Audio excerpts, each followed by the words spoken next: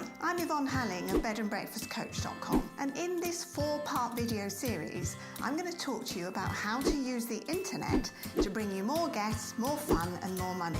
So if you've been frustrated and overwhelmed by so much conflicting advice out there on how to really use the internet for your benefit, then this series of 4 videos will help you.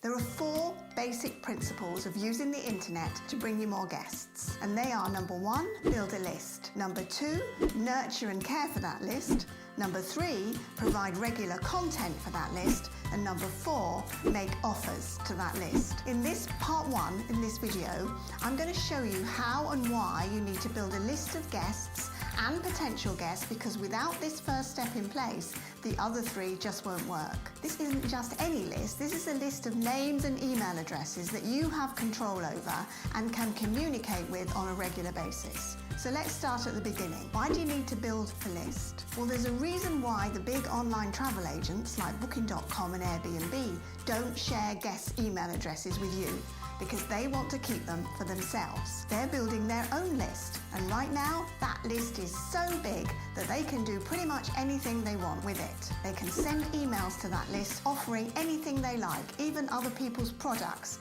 and services like insurance or car hire, rooms at other B&Bs in different parts of the world, or even in your town, because having a list like that is pretty much a license to print money. Every time they send out an offer to that list, a percentage of the list buys, and they make money. Can you see now why you need to build a list too? It doesn't need to be as big as the online travel agents list, but you do need your own lists. And the good news is you probably already have a list of guests, but you're not controlling it. We'll come to that part later, but today I'm going to show you how to start building a list of potential guests, meaning the people you'd love to welcome who haven't yet made the decision to book with you. Step 1 is to know who you want to attract and why. The internet is a big place with a lot of noise, and if you're trying to attract the attention of anybody and everybody, it's going to be a lot more difficult than if you can just narrow it down to just a particular type of person who likes a particular topic or two that you also know about and who also is potentially likely to visit your area. Then you'll be able to track them down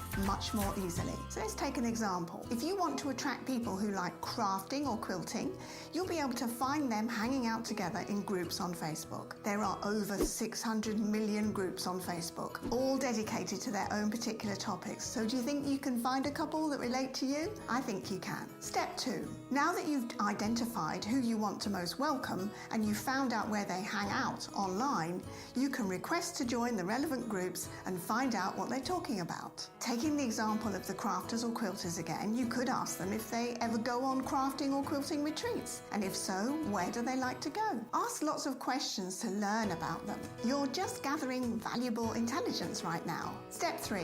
Once you've gathered the information, make a list of the questions, challenges or topics that they've raised, and you can now turn their questions or challenges into content which will help them choose retreats, destinations and even you as their next retreat venue. So open a Word document and list around 7 to 10 questions or challenges that they've raised in your specific groups and which you can answer, and then answer them with around 200 to 300 words. Then add a picture for each topic if you can, and then pop your branding in, which is something similar to your website banner, to the top of each page. Add a photo of yourself and a short bio about you, and finally your website contact details, and you've created what is known in internet marketing language as a lead magnet. Congratulations! Now let's put it to work for you so that you can build a list of potential guests. So step 4, you'll need to sign up with what is known as a list manager, such as Aweber, MailChimp or Constant Contact, and create a little sign-up form on your website where those who are interested can leave their name and email address in exchange for your new lead magnet. Now you're on your way to building a list. The first basic principle of using the internet to market and grow your business. Stay tuned now for part 2 in this series, and if you like this video, then hit the subscribe button below to be the first to be notified when I post the next one. And if you're curious to know how other B&Bs, guest houses and inns just like you have put these basic internet marketing principles in place to add at least 25% to their income without working anymore and having more fun, then click on the link below to register for my next masterclass. Click on the link and I'll see you there.